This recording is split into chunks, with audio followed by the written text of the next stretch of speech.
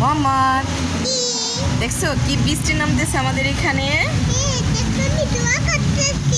তুমি বৃষ্টির দোয়া পড়তে পারো? বৃষ্টির দোয়া কি বলো তো বাবা? আল্লাহুম্মা সাইবান নাফিয়া। শান্তি পাও?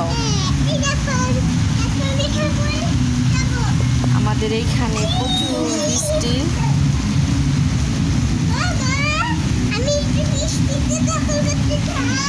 বৃষ্টিতে গোসল করবা? এখন না মা, এখন না।